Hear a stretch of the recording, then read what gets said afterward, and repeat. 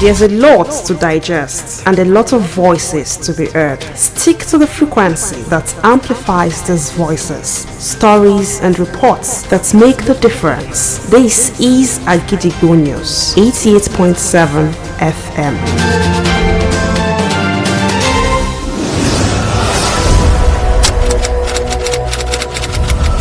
This is Kunle Amzat Studio, Akojopo 88.7 FM. Welcome to News Around the World.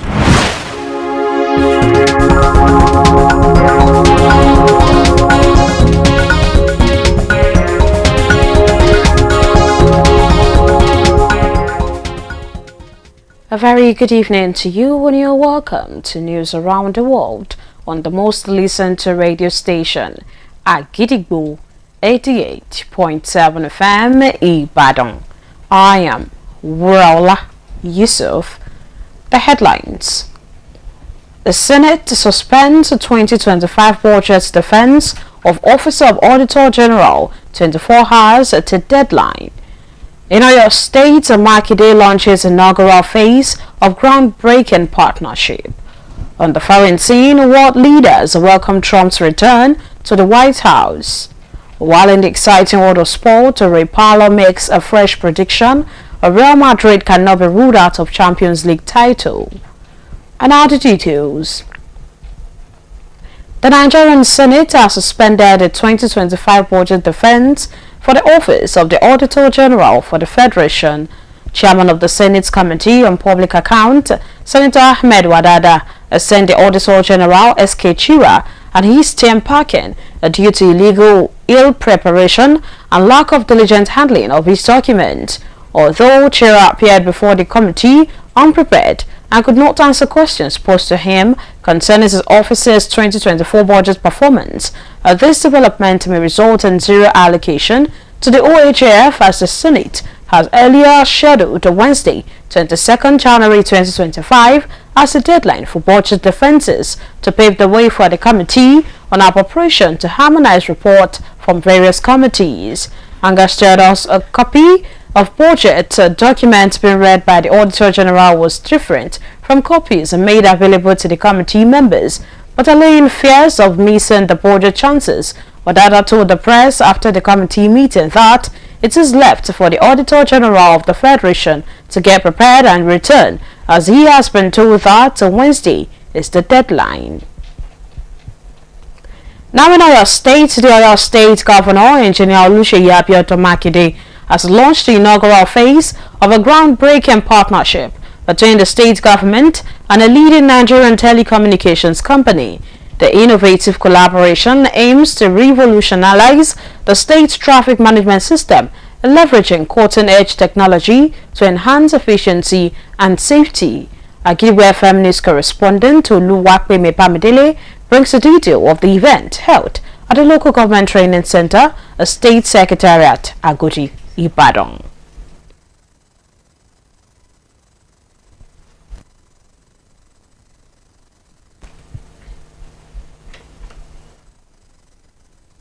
For parents who have kids in kindergarten, primary, secondary to tertiary schools, various financial institutions as a new session commences. With the current inflation rates, parents and guardians are struggling to meet the increase in price of school fees, textbooks, and other educational materials. Akojopo FM News correspondent Abimbola Aziz reports on the experience of parents and how inflation affects quality education. Here is the report. When children resume for a new academic session, parents and guardians are faced with different financial responsibilities. Parents with kids in private schools pay school fees, buy textbooks and exercise books, school uniforms, and other learning materials. However, with the economic situation, parents are deeply concerned about the significant increase in essential school supplies. Speaking with Akojopo FM News, Mrs. Tanwa Muftau complained about how the escalating prices of educational materials are hindering access to quality education for many children. Let's give thanks to God for everything. But sincerely, let me be frank with you. It's not funny at all. In fact, the school bills has increased a lot, and it's not the fault of the school director. We are actually aware of the situation of the inflation of this country right now. Sincerely, it can't even be comparable to last year bills. It's too cost, sincerely. It's too cost, but we don't have option. We just have to. Okay, because at least education, we can't joke with it. This rising cost is becoming a financial burden on families, particularly in the face of the current economic downturn. In an interview with Akojopo FM News, a parent, Mrs. Dupe Odesomi, said that the economic downturn is affecting the financial strain of education costs. Parents are emphasizing the government's responsibility to ensure affordable and accessible education for all. Another parent, Mrs. Adeola Balogun, urged the government to invest in public education to ensure quality and affordable education for all children. Generally, at least every time school fees increase, and we parents, we didn't have option because teachers, they pay them due to our school fees that we pay. So we have a choice that to adapt to it. So we are just thanking God that we are be able to pay. At least we are just doing it as contribution, just to pay, just to satisfy our children. The books, now we are buying books maybe times 3 now of what we are buying like 2-3 years ago. In conclusion, parents are emphasizing the government's responsibility to ensure affordable and accessible education for all. Parents are calling for concrete policy actions from the government. Abimbola Aziz, Akojopo FM News. The Oyo State Governor, Engineer Oluseyi Abiodun-Makinde, has launched a groundbreaking partnership between the state government and a leading Nigerian telecommunications company. Feminist correspondent Oluwakemi Bamide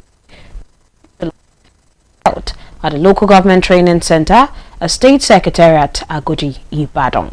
As part of a strategic move to enhance road traffic management, the Oyo State government today launched a strategic partnership with a giant telecommunications company to digitalize its traffic management system.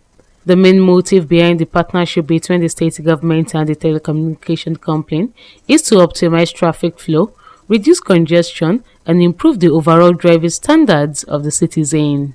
Addressing the stakeholders present at the event, the state governor, Engineer Oluseyi Abiodun-Makinde, represented by the Chief of Staff, Honorable Segun Ogunwoye, noted that the collaboration would solve present and future traffic challenges in the state, while urging everyone to embrace transformation, comply with traffic regulations, and actively support efforts to digitalize and optimize the traffic management systems. It's about leveraging innovation to create safer roads, to reduce travel times, and to enhance the efficiency of our transportation network. We envision a system where data-driven insight enhances decision-making. Digital tools streamline enforcement processes, and advanced communication platform that will foster real-time coordination.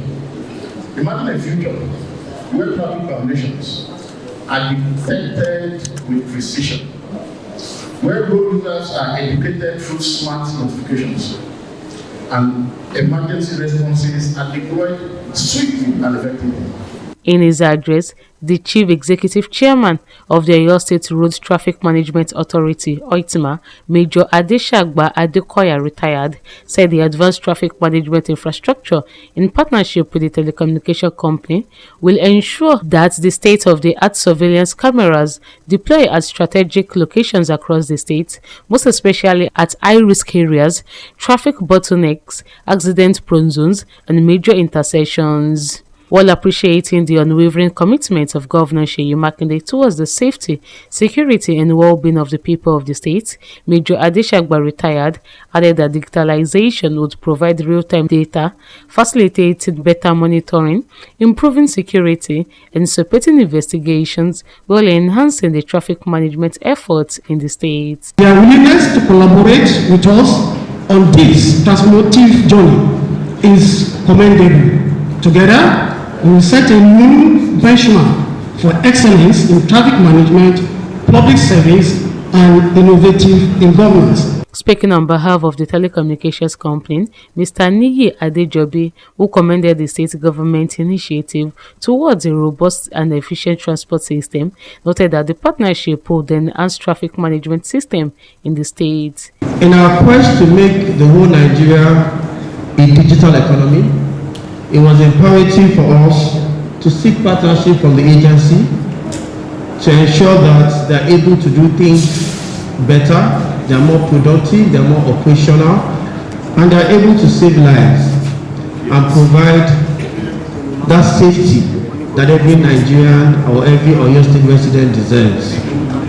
With our technology, your men. While delivering the vote of thanks, the General Manager of Oyo State Road Traffic Management Authority, Mr. Adeoye, affirmed that the collaboration will achieve remarkable goals and open up new opportunities for growth and safety of lives and properties. Oluwapemi Bamidele, Agidigbo News, Ibadan. Next is the business news.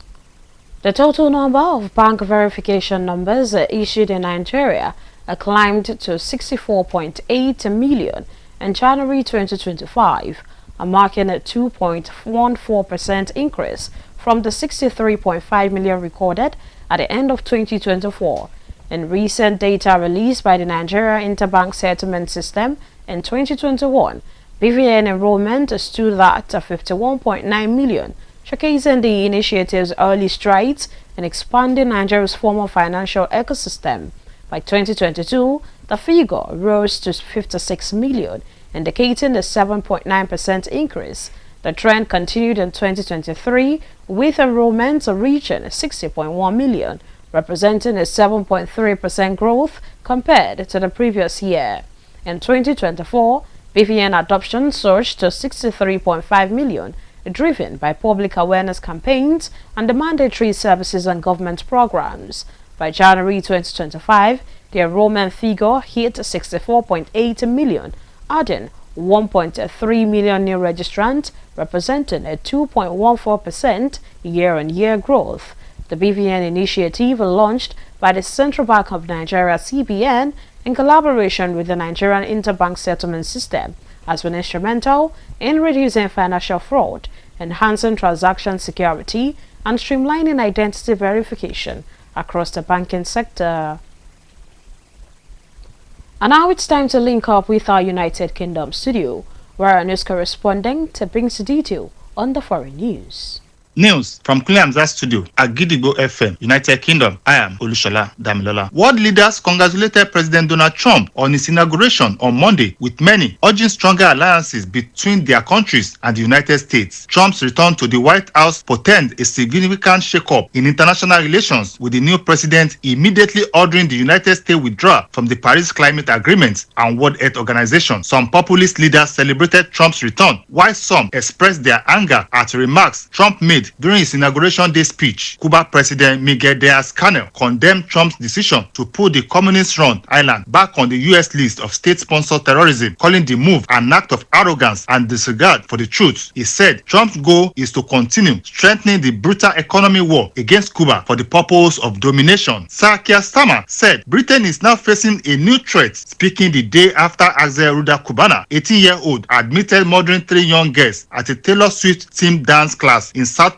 last summer. The Prime Minister, at a news conference in Downing Street, stated that the killing must be a line in the sand for Britain and there must be fundamental change in how the country protects its children. He said the government will not wait until the inquiry finishes before making changes. However, Sir Keir critics accuse him of covering up the case, which the PM debunked. And that's the end of the news from Kuliamza Studio at Gidigbo FM, United Kingdom. I am Olushola Damilola. And now in the exciting world of sport, a former Arsenal midfielder, Ray Paulo, has made a fresh UEFA Champions League prediction involving the likes of Real Madrid, Manchester City, Liverpool, Arsenal, and Inter Milan. The Champions League match day 7 will commence today and end tomorrow night. The likes of Liverpool, Barcelona, Arsenal, Leverkusen, and Aston Villa currently occupy the top 5 position on the log. The likes of Real Madrid and Man City are outside the top 10 position. However, Apollo believes that Real Madrid cannot be ruled out of the Champions League title because they are a big threat and can turn around their poor form. Before we end the news around the world for this evening, here are the headlines again. The Senate suspends the 2025 budget defense of Office of Auditor General 24 hours to deadline. In Oyo State, Makinde launches the inaugural phase of groundbreaking partnership. On the foreign scene, world leaders welcome Trump's return to the White House. While in the exciting world of sport, Repalo makes a fresh prediction: Real Madrid cannot be ruled out of Champions League title. Don't forget that you can listen to us live on our website www.agidigbo887fm.com. You can also download our mobile app on Google Play Store and iOS. Simply search for Agidigbo 88.7 FM. Follow us on Facebook at Agidigbo 88.7 FM, on Twitter and Instagram at Agidigbo 887 FM, and subscribe to our YouTube channel. If you have news, stories and tips for us, contact our newsroom on 070-8714-4865 or send us a mail on newsroom@agidigbo887fm.com. And just before we finally go on news around the world for this evening, here is a quick tip.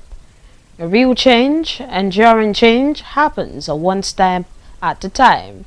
And with that, we've come to the end of the news around the world on the most listened to radio station, Agidigbo 88.7 FM Ibadan. I am Wuraola Yusuf. Thank you for listening. Good evening. News is information, and information is power. At Agidigbo 88.7 FM, we bring the news from top to bottom. The Oyo State government has said the over 1.5 million out of school children. We give you reports from Oyo State. The Oyo State House of Assembly has called for thorough investigation. The Southwest in Nigeria and the rest of the world. Has clarified that the body did not receive any cash support from international development. Trust us to keep you informed every hour, every day. Agidigbo 88.7 FM, the people's voice.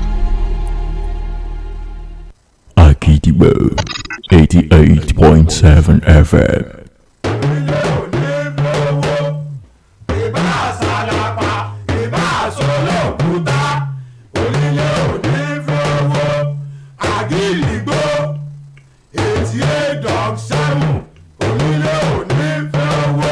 jẹ́jẹ́ ńlá gbọ̀ọ̀sùn òrìṣà oko ìyá kò gìrìgbà èèyàn tí ó gbà Ṣàngó tí gbó ti jù ní ó mọ̀ ìròyìn tó gbàlẹ̀ gbòkó tí ò lẹ́jà ń bákan nínú iléeṣẹ́ rédíò Àgídìgbò lẹ́wọ̀ ti gbọ́ kárí àgbáyé ni wọ́n ń gbọ́ wá tilé toko làágbèjò.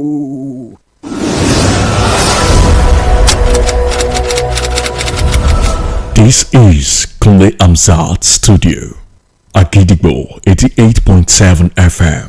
Ẹ káàbọ̀ sórí àkójọpọ̀ ìròyìn. Níbo la ó ti gbọ́ Àgídìgbò? Níbo la ó ti gbọ́ Àgídìgbò? Ìròyìn lẹ́kùnrẹ́rẹ́ Àgídìgbò FM 88.7 la ó ti máa gbọ́. Ẹ káalẹ́ o. Àkójọpọ̀ ìròyìn wa rèé fún tàlẹ́ òní láti iléeṣẹ́ rédíò Àgídìgbò 88.7 FM Ìbàdàn. Ìkànnì àkọ́kọ́ táyé ń gbọ́ jù lórí àtẹ ìgbéléwọ̀n Títílayọ̀ Àkàndé lóníròyìn yín. Ṣáájú ẹ̀gbọ́n kókó tó wà nínú àkójọpọ̀ ìròyìn náà. Ilé ìgbìmọ̀ aṣòfin àgbà ṣẹ́wẹ́lé àtúpalẹ̀ àbá ètò òṣùnà ọdún 2025 tí olùyẹ̀wé owó àgbà ní wákàtí 24 sí àsìkò tí yóò tẹnubodò. Nípìnlẹ̀ Ọ̀yọ́, Mákindé ṣèfilọ́lẹ̀ ìbáṣepọ̀ tó lọ́rìn pẹ̀lú iléeṣẹ́ ìkànsíra ẹnìkan. Nílẹ̀ òkèèrè, àwọn adarí orílẹ̀-èdè lágbàáyé kí Trump káàbọ̀ padà sílé agbára ilẹ̀ Amẹ́ríkà. Lẹ́ka eré ìdárayá, Ray Palmer sọ àsọtẹ́lẹ̀ tuntun nípa ìdíje UEFA Champions League. Ìròyìn ọ̀hún rèé lẹ́kùnrẹ́rẹ́. Ilé ìgbìmọ̀ aṣòfin àgbà orílẹ̀-èdè wa Nàìjíríà ti dáwọ́ ètò àtúpalẹ̀ àbá ètò òṣùnà ọdún yìí dúró fún àyẹ̀wò owó àgbà àpapọ̀ ilẹ̀ yìí. Alága ìgbìmọ̀ ilé aṣòfin àgbà tó ń jókòó lórí ọ̀rọ̀ àwọn àpò àsùnwọ̀n ìlú Sẹ́nẹ́tọ̀ Ahmed Wadada ló lé àyẹ̀wò owó àgbà náà Sachira àti ikọ̀ rẹ̀ síta látàrí pé kò gbáradì tó bẹ́ẹ̀ sì ni kò mú yanyan tó lágbà mójútó àwọn ìwé tó ní í ṣe pẹ̀lú iṣẹ́ rẹ̀. Pẹ̀lú bí Chira ṣe yọjú síwájú ìgbìmọ̀ náà láì gbáradì tó tí kò sì lè dáhùn àwọn ìbéèrè tí wọ́n tàkòtò rẹ̀ sí nípa bí ọ́fíìsì rẹ̀ ṣe ṣe àbá ètò ìṣúná ọdún 2024 èyí lè ṣokùnfà kí wọ́n mọ̀ ya owó kankan kalẹ̀ tàbí taari owó lọ sí ọ́fíìsì olùyẹ̀wé owó àgbà náà. Níbi ilé aṣòfin àgbà orílẹ̀-èdè wa Nàìjíríà ṣe ti ṣáájú ṣàlàyé wípé ọjọ́ 22 oṣù kìíní ọdún tá a wà yìí tí í ṣe ọ̀la ní ìgbésẹ̀ ṣíṣe àtúpalẹ̀ àbá ètò ìṣúná wá sópin láti fààyè gba ìgbìmọ̀ tó ń mójútọ́rọ̀ ààtò kí wọ́n lè ṣe àkójọpọ̀ àbájáde àbọ̀ látọ̀dọ̀ àwọn ìgbìmọ̀ náà káàkiri. Níṣẹ́ ni ìgbìmọ̀ tí aṣòfin Wadada léwájú rẹ̀ fàbínú yọ látàrí bí àwọn ìwé èyí tí olùyẹ̀wé owó àgbà náà ń kà ṣe yàtọ̀ gédégédé sí àwọn èyí tí wọ́n gbé kalẹ̀ síwájú ìgbìmọ̀ náà. Ẹ̀wẹ̀ nípa ìbẹ̀rùbojo pé ó ṣeé ṣe kí àbá náà fò wọ́n ro, Wadada ṣàlàyé fún àwọn oníròyìn wípé ń ṣe ló kù sọ́wọ́ olùyẹ̀wé owó àgbà lẹ̀ yìí láti gbáradì kó sì yọjú padà síwájú ìgbìmọ̀ ilé torí pé ọ̀la ni òpin òde bá ìjókòó àtúpalẹ̀ àbá ètò ìṣúná. Nípínlẹ̀ Ọ̀yọ́, gómìnà ìpínlẹ̀ Ọ̀yọ́ onímọ̀ ẹ̀rọ Olúṣèyí Abíọ́dún Mákindé ti ṣèfilọ́lẹ̀ ìbáṣepọ̀ tó lọ́rìn láàrin ìjọba ìpínlẹ̀ yìí àti iléeṣẹ́ ìkànsíra ẹni kan èyí tí ò ṣe fọwọ́rọ́ sẹ́yìn lórílẹ̀‐èdè wa Nàìjíríà. Ìgbésẹ̀ ọ̀tun yìí ló wà láti mú àyípadà ọ̀tun bá àmójútó súnkẹrẹ-gbàkẹrẹ ọkọ̀ lójú pópó nípínlẹ̀ yìí nípasẹ̀ lílo àwọn irinṣẹ́ ìmọ̀ ẹ̀rọ ìgbàlódé láti mú àgbélárugẹ bá ọ̀rọ̀ ètò ààbò kí iṣẹ́ tún lè mú yanyan sí i. Aṣojúkọ ìròyìn iléeṣẹ́ rédíò wa Àgídìgbò FM Olúwapẹ̀mí Bámidélé wà níbi ètò náà èyí tó wáyé níbùdó ìdánilẹ́kọ̀ọ́ ìjọba ìbílẹ̀ tó wà lọ́gbà sekitẹ́ríàtì ìpínlẹ̀ yìí Àgòdì nílùú Ìbàdàn. Ẹ̀kúnrẹ́rẹ́ ààbọ̀ ọ̀rọ̀ yìí náà rèé látẹnu Ọláìtàn Alátìṣe. Ọ̀kan lára akitiyan àti mú ìdàgbàsókè bá àmójútó súnkẹrẹ-fàkẹrẹ ọkọ̀ lójú pópó, ìjọba ìpínlẹ̀ Ọ̀yọ́ ṣe ìfilọ́lẹ̀ ìbáṣepọ̀ alákàkè pẹ̀lú iléeṣẹ́ ìkànsára ẹni kan láti lè máa lo ìlànà ìgbàlódé fún àmójútó súnkẹrẹ-fàkẹrẹ ọkọ̀ lójú pópó. Ìgbésẹ̀ ń lọ wáyé lójú náà láti mú àdínkù bá súnkẹrẹ-fàkẹrẹ ọkọ̀ lójú pópó tóun ti láti mú ìdàgbàsókè bá ìmúyanyan ọkọ̀ wíwà àwọn olùgbé ìpínlẹ̀ yìí. Nígbà tó ń bá wọn èèkàn tó wà níkàlẹ̀ níbi ètò náà sọ̀rọ̀, gómìnà ìpínlẹ̀ Ọ̀yọ́ onímọ̀ ẹ̀rọ Olúṣèyí Abíọ́dún Mákindé lẹ́ni tí olórí àwọn òṣìṣẹ́ Ọ̀nàrẹ́bù Ṣẹ́gun Ògúnwòyí ṣojú ẹ̀ jẹ́ kó di mímọ̀ pé ìfọwọ́sowọ́pọ̀ náà ni yóò wá ojútùú sí ìdojúkọ tí ìpínlẹ̀ yìí ń kojú lẹ́ka súnkẹrẹ-fàkẹrẹ ọkọ̀ lójú pópó, léyìí tó sì rọ gbogbo èèyàn láti tẹ́wọ́ gba ìyípadà ọ̀tun náà, títẹ̀lé àwọn òfin ìrìnnà ọkọ̀ lójú pópó tó ti ṣiṣẹ́ àtìlẹ́yìn fún akitiyan ìyípadà ìgbàlódé náà èyí tí ó ṣe àǹfààní fún àmójútó súnkẹrẹ-fàkẹrẹ ọkọ̀. Nínú ọ̀rọ̀ alága àjọ ẹ̀ṣọ́ ojú pópó ní ìpínlẹ̀ Ọ̀yọ́, ajagunfẹ̀yìntì Adéṣàgbà Adékọ̀yà jẹ́ kó di mímọ̀ pé ìgbésẹ̀ ìbáṣepọ̀ yìí pẹ̀lú iléeṣẹ́ ìkànsára ẹni náà ní ó rí dájú pé àwọn ẹ̀rọ ayàwòrán tó yẹ wà láwọn agbègbè tó ti nílò káàkiri ìpínlẹ̀ yìí, pàápàá jùlọ láwọn ibi tó ṣe pàtàkì. Ẹ̀wẹ̀, nígbà tó ń kan sára sí ìfarajá láìlẹ́gbẹ́ tí gómìnà Ṣèyí Mákindé fi hàn ságbọn ètò ààbò àti ìgbáyégbádùn àwọn èèyàn ìpínlẹ̀ yìí, ajagunfẹ̀yìntì Adéṣàgbà jẹ́ kó di mímọ̀ pé lílo ìlànà ìgbàlódé fún àmójútó súnkẹrẹ-fàkẹrẹ ọkọ̀ ni ó mú ìgbèrúsókè bá ètò ààbò tó ń ti ṣíṣe ìrànlọ́wọ́ fún ètò ìwádìí. Nínú ọ̀rọ̀ ọ̀gbẹ́ni Níyì Adéjọbí eléyìí tó sọ̀rọ̀ lórúkọ iléeṣẹ́ ìkànsára ẹni tó sì gbé òṣùbà káre fún ìgbésẹ̀ ìjọba ìpínlẹ̀ yìí jẹ́ kó di mímọ̀ pé ètò ìbáṣepọ̀ náà ni ó mú ìgbèrúsókè bá àmójútó súnkẹrẹ-fàkẹrẹ ọkọ̀ lójú pópó. Nínú ọ̀rọ̀ ìdúpẹ́ adarí àjọ tó ń ṣàmójútó ojú pópó ní ìpínlẹ̀ Ọ̀yọ́, ọ̀gbẹ́ni Adéoyè Ayọ̀adé fìdí ẹ̀ múlẹ̀ pé ìbáṣepọ̀ náà ni ó ṣe àǹfààní fún ṣíṣe àṣeyọrí aláìlẹ́gbẹ́ lẹ́ka náà tó ń ti fífààyè gba àwọn àǹfààní ọ̀tun fún ìlọsíwájú àti ààbò ẹ̀mí àti dúkìá àwọn èèyàn ìpínlẹ̀ Ọ̀yọ́. Ọláìtàn Alátìṣe ló ń jábọ̀ ròyìn fún iléeṣẹ́ Àgídìgbò FM. fún àwọn òbí tí wọ́n ní ọmọ níjẹ́lé ó sinmi ilé ẹ̀kọ́ alákọ̀ọ́bẹ̀rẹ̀ girama àti ilé ẹ̀kọ́ gíga ọ̀kan òjọ̀kan ojúṣe ìnáwó tuntun ni ó tún kà wọ́n láyà níbi àwọn ilé ẹ̀kọ́ ṣe ti wọlé fún sáà ètò ẹ̀kọ́ tuntun pẹ̀lú bí iye àwọn nǹkan ṣe gbẹnu sókè sí lórílẹ̀‐èdè yìí àwọn òbí àti alágbàtọ́ ń tiraka láti ṣe ojúṣe owó ilé ẹ̀kọ́ tó lékún owó òwe kíkà àti kíkọ àtàwọn nǹkan ìkẹ́kọ̀ọ́ míì akọ̀ròyìn wa Abímbọ́lá Azeez jábọ̀ ròyìn lórí ìrírí àwọn òbí àti bí nǹkan tó gbówó lórí ṣe ń pa ètò ẹ̀kọ́ lára lórílẹ̀‐èdè yìí ẹ̀kúnrẹ́rẹ́ ààbọ̀ ìròyìn ọ̀hún rèé látẹnu Ọláìtàn Alátiṣe. lásìkò tí àwọn ọmọdé bá wọlé fún sáà ètò ẹ̀kọ́ tuntun àwọn òbí àtàwọn alágbàtọ́ ni wọ́n máa ń kojú onírúurú ètò ìnáwó àwọn òbí tí wọ́n ní àwọn ọmọ tó wà ní ilé ẹ̀kọ́ aládàáni ni wọ́n kojú sísan owó ilé ẹ̀kọ́ ríra ìwé kíkà tó ń ti ìwé ìkọ́ṣẹ́ aṣọ ilé ẹ̀kọ́ tó ń ti àwọn nǹkan míì tó ṣe pàtàkì fún ètò ẹ̀kọ́ kíkọ́ wọn. ẹ̀wẹ̀ lágbọ̀n bíi ti ètò ọrọ̀ ajé dé dúró yìí àwọn òbí ni wọ́n kòmínú lórí bí àlékún ṣe ti ba àwọn nǹkan èlò ilé ẹ̀kọ́ nígbà tí abilékọ Tanwa Muftau bá ikọ̀ oníròyìn iléeṣẹ́ Àgídìgbò FM sọ̀rọ̀ ó fi ẹ̀dùn ọkàn hàn lórí bí àwọn ohun èlò ètò ẹ̀kọ́ kíkọ́ ṣe ti gbówó lórí lẹ́yìn tí ó ń bẹ́ gidi àti rí ètò ẹ̀kọ́ eléyìí tó múnádóko gbà fáwọn ògo wẹrẹ. ìtọ̀tọ̀ wà láàrin àwọn nǹkan wọ̀nyí ó ti pọ̀ jù ẹ̀yìn kan tí ó ti jù bí abẹ́ ọdún kan lọ kò pẹ́ ẹgbàá wọn náà ṣùgbọ́n olùdíje tó máa wọlé padà bí eléyìí ìyàtọ̀ yẹn ti pọ̀ jù ó ti pọ̀ jù àti ẹ̀ lè fi kò ṣeé fi kẹ̀gbẹ́ sẹ́gbẹ̀ẹ́ ara wọn rárá ṣé ti ìgbà tí wọ́n fẹ́ ṣe àwọn ìparí ọdún àpèjẹ tó máa ń ṣe lópin ọdún wọ̀nyẹn tó fẹ́ ṣe kódà ó lágbára iye tá a san lọ́dún tó lọ ọ̀tọ̀ ní iye tá a san ní eléyìí tá a wà yìí. nínú ọ̀rọ̀ òbí mi abilékọ Dúpẹ́ Ọ̀dẹ́sànmí ó kọminú lórí bí ètò ọrọ̀ ajé eléyìí tó dẹnu kọlẹ̀ yìí ṣe ń ṣe àkóbá fún ètò ìnáwó lẹ́ka ètò ẹ̀kọ́ kíkọ́. ìgbà tá a bá ń fi sanwó school fees irú àwọn ọmọdé yìí ní 105 èwo la mọ̀ tá a tún máa bá ní next year so àdúrà wa sí orílẹ̀-èdè Nàìjíríà yìí ní kọ́lọ́hún ó jẹ́ kó dà school náà ti ń fún wọn níwèé bọ̀ gbogbo ẹ̀ náà gbogbo ẹ̀ high kò sí nǹkan tó wálẹ̀ ń bẹ̀ kọ́lọ́hún bá wa tún orílẹ̀-èdè Nàìjíríà yìí ṣe. àwọn òbí ni wọ́n tẹpẹlẹ mọ́ ojúṣe ìjọba láti rí i dájú wípé ètò ẹ̀kọ́ tó múnádóko wà fún gbogbo mùtúmùwà látàrí eléyìí òbí mi abilékọ Adéọlá Balógun rọ ìjọba láti ṣètò ìdókòwò nínú ètò ẹ̀kọ́ ìjọba lójú náà láti rí i dájú wípé ètò ẹ̀kọ́ eléyìí tó múnádóko wà fún gbogbo àwọn ògo wẹrẹ.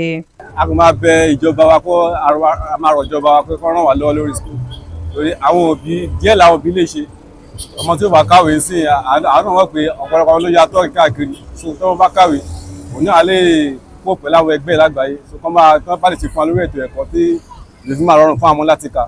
àwọn òbí ni wọ́n tẹpẹlẹ mọ́ ojúṣe ìjọba lójú náà láti rí i dájú wípé ètò ẹ̀kọ́ kíkọ́ jẹ́ eléyìí tí gbogbo mùtúmùwà yóò ní àǹfààní sí lẹ́yìn tí àwọn òbí sì ń pè fún ètò òfin eléyìí tí ó ṣe ìfimúlẹ̀ rírí i dájú wípé ètò ẹ̀kọ́ tó múnádóko yìí wà látọwọ́ ìjọba. Ọláìtàn Alátiṣe ló ń jábọ̀ ìròyìn fún iléeṣẹ́ Àgídìgbò FM. lábala ìròyìn ọrọ̀ ajé àpapọ̀ iye òǹkà àyẹ̀wò fínífíní ilé ìfowópamọ́ tí wọ́n ti taari síta lórílẹ̀‐èdè wa Nàìjíríà ló ti wọ mílíọ̀nù 4,164 nínú oṣù kínní ọdún tá a wà yìí èyí tó ṣàmì àlékún ìdá 2.14 láti mílíọ̀nù 63.5 tí wọ́n ṣe àkọsílẹ̀ rẹ̀ lọ́dún 2024 nínú àgbéjáde kan látọ̀dọ̀ iléeṣẹ́ tó yanjú ọ̀rọ̀ àwọn ilé ìfowópamọ́ orílẹ̀‐èdè Nàìjíríà lọ́dún 2021 àgbéjáde òǹkà àyẹ̀wò fínífíní ilé ìfowópamọ́ BVN ló jẹ́ mílíọ̀nù 51.9 lọ́dún 2022 òǹkà náà gbẹnu sókè sí mílíọ̀nù 16 tó ṣe àfihàn àlékún ìdá 7.9 èyí tẹ̀síwájú lọ́dún 2023 sí 60 mílíọ̀nù 1 níye èyí tó ṣàfihàn àlékún ìdá 7.3 nígbà tí wọ́n gbé ní ìfẹ̀gbẹ́kẹ̀gbẹ́ pẹ̀lú tọdún tó kọjá. ìgbésẹ̀ ṣíṣe ìforúkọsílẹ̀ láti gba òǹkà àyẹ̀wò àmọ̀dájú ilé ìfowópamọ́ èyí tí ilé ìfowópamọ́ àgbàlẹ̀ yìí yọjú rẹ̀ síta ní ìbáṣepọ̀ pẹ̀lú iléeṣẹ́ tó yanjú ọ̀rọ̀ àwọn ilé ìfowópamọ́ ló ti kópa ribiribi ní mímú àdínkù bá ìwà jìbìtì nídìí owó náà àti lágbọn ètò ààbò. ní báyìí ẹ jẹ́ ká lọ darapọ̀ mọ́ oníròyìn wa lórílẹ̀‐èdè United Kingdom fún ìròyìn ilẹ̀ òkèèrè. ìròyìn rèé láti àgídìgbò studio ẹ̀ka ti United Kingdom. Ọdúnayọ̀ Ògúnládé ni oníròyìn yín. àwọn adarí káàkiri orílẹ̀-èdè lágbàáyé ti kí ààrẹ Donald Trump kú oríire pẹ̀lú bí wọ́n ṣe ṣètò ìbúra fún un lánàá òde yìí gẹ́gẹ́ bí ààrẹ 47 fún orílẹ̀-èdè Amẹ́ríkà. lásìkò tí àwọn adarí náà ń kì í ní kó àwọn fi èrò ọkàn wọn hàn láti ní ìbáṣepọ̀ tó dánmọ́rán pẹ̀lú ìṣèjọba rẹ̀. ní kété tí Trump dé sí iléeṣẹ́ ààrẹ lójú ẹsẹ̀ ló ti bẹ̀rẹ̀ iṣẹ́ tó sì bẹ̀rẹ̀ sí ní ṣe àtúnṣe sí àwọn òfin kan tó ti bá nílẹ̀. ó kéde pé ilẹ̀ Amẹ́ríkà yóò yọwọ́ nínú àdéhùn tó ṣe pẹ̀lú Paris nípa àyípadà ojú ọjọ́, bẹ́ẹ̀ sì ni yóò tún yọwọ́ nínú àdéhùn rẹ̀ pẹ̀lú àjọ elétò ìlera lágbàáyé. bó tilẹ̀ jẹ́ pé àwọn adarí orílẹ̀-èdè míì kò fara mọ́ àwọn ọ̀rọ̀ kan tí Trump sọ lásìkò tí wọ́n ṣètò ìbúra fún un. lára àwọn tó fi àdúnú wọn hàn ní ààrẹ Cuba Miguel Diaz-Canel. ó ṣàlàyé pé ìgbéraga àti àfojúdi ti wọ Trump lẹ́wù, nítorí náà ó ní láti ṣọ́ra ṣe kó sì kó ẹnu ara rẹ̀ ní ìjánu. olóòtú ilẹ̀ United Kingdom Sir Keir Starmer ní ilẹ̀ Britain ti ń dojúkọ ìpèníjà tuntun àti pé ìwà jàgídíjàgan ti gba ọ̀nà míì yọ látàrí ìkọlù tó wáyé ní Southport lóṣù díẹ̀ sẹ́yìn. ó sọ̀rọ̀ yìí lẹ́yìn tí Axel Dakubana ẹni ọdún 18 gbà wípé òun jẹ̀bi ẹ̀sùn ṣíṣe ikú pa àwọn ọmọdébìnrin 3 nígbà tó ń tẹ̀síwájú nínú ọ̀rọ̀ rẹ̀ níbi ìpàdé tó ṣe pẹ̀lú àwọn oníròyìn ní Downing Street. Keir Starmer sọ dé mọ̀ wípé tẹ́lẹ̀ irúfẹ́ ìkọlù bẹ́ẹ̀ máa ń wáyé látọwọ́ ikọ̀ àwọn oníjàgídíjàgan iṣu òkọ́kú, ní pàtàkì jùlọ àwọn ẹgbẹ́ kan tí wọ́n pè ní Al-Qaeda. ṣùgbọ́n ó jẹ́ ohun ìyàlẹ́nu báyìí pé ẹnìkan ṣoṣo lè dá iṣẹ́ burúkú bẹ́ẹ̀ ṣe láì ṣe pé ẹnikẹ́ni kùn lọ́wọ́. ó ní bó bá jẹ́ pé ṣíṣe àtúnṣe sí òfin tó ní ṣe pẹ̀lú ìwà ipá àti jàgídíjàgan ni yóò dẹ́kun ìwà burúkú bẹ́ẹ̀, ìṣàkóso òun yóò bẹ̀rẹ̀ iṣẹ́ náà ní kíákíá. nígbà tí yóò parí ọ̀rọ̀ rẹ̀, ó kéde pé ìjọba kò ní dúró de àríwísí àwọn ènìyàn kó tó ṣe àtúnṣe sí òfin náà, nítorí pé ó pọn dandan láti dáàbò bo àwọn ènìyàn ilẹ̀ Britain àtàwọn ọmọ wọn. lásìkò náà ló tún fèsì sí àwọn awuyewuye tó ń lọ káàkiri pé Keir Starmer fẹ́ dáwọ́ bo ọ̀rọ̀ náà mọ́lẹ̀ ni. ó ní kò sí nǹkan tó jọ ọ́, nítorí wípé ìbí òjù bí àti pé ẹlẹ́ṣẹ̀ kan kò ní lọ láì jìyà. kò ní jù báyìí lọ láti iléeṣẹ́ rédíò Àgídìgbò ẹ̀ka ti United Kingdom. Ọdúnayọ̀ Ògúnládé ni oníròyìn. ẹ káàbọ̀ padà látọ̀dọ̀ oníròyìn wa níléeṣẹ́ rédíò Àgídìgbò ẹ̀ka torílẹ̀-èdè United Kingdom níbi tá a ti gbọ́ ìròyìn ilẹ̀ òkèèrè. lẹ́ka eré ìdárayá, agbáwọ̀ ààrin tẹ́lẹ̀ fún ikọ̀ ẹgbẹ́ agbábọ́ọ̀lù Arsenal Ray Parlour ló ti sọ àsọtẹ́lẹ̀ tuntun nípa ìdíje UEFA Champions League tó ní í ṣe pẹ̀lú àwọn ikọ̀ ẹgbẹ́ agbábọ́ọ̀lù bíi Real Madrid, Manchester City, Liverpool, Arsenal àti Inter Milan. ọjọ́ keje ìdíje náà ni yóò bẹ̀rẹ̀ lónìí tí yóò sì wá sópin lálẹ́ ọ̀la. àwọn ẹgbẹ́ agbábọ́ọ̀lù bíi Liverpool, Barcelona, Arsenal, Leverkusen àti Aston Villa ni wọ́n wà lókè téńté ipò 5 àkọ́kọ́ lórí àkàsọ̀. ẹ̀wẹ̀ Parlour gbàgbọ́ pé wọn ò lè fi gbogbo ara yọwọ́ ikọ̀ Real Madrid kúrò níbi líìgì ọ̀hún látàrí pé ikọ̀ náà lè yíwọ́ aago padà sí ti dáadáa. kí n tó dáná dúró lórí àkójọpọ̀ ìròyìn wa tàlẹ́ òní, ẹgbẹ́ kókó inú rẹ̀ lẹ́ẹ̀kan sí i. ilé ìgbìmọ̀ aṣòfin àgbà ṣẹ́wélé àtúpalẹ̀ àbá ètò òṣùná ọdún 2025 tí olùyẹ̀wé owó àgbà ní wákàtí 24 sí àsìkò tí yóò tẹnubodò.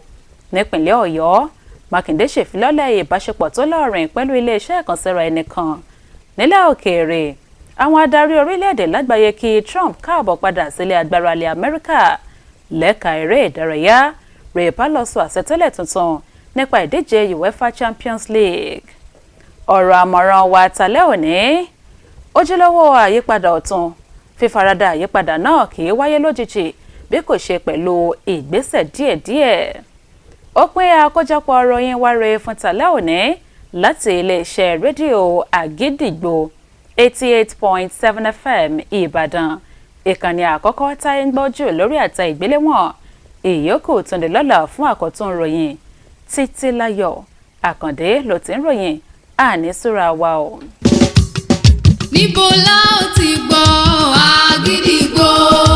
níbo la ó ti gbọ́ Àgídìgbò?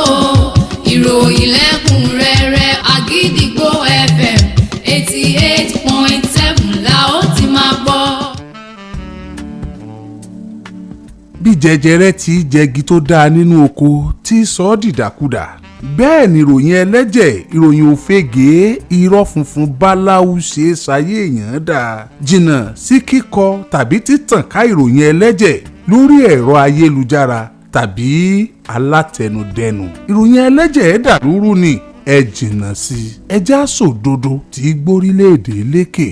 Àgídìgbò FM 88.7 ló ní bó ṣe jóun aráàlú ó gbọ́dọ̀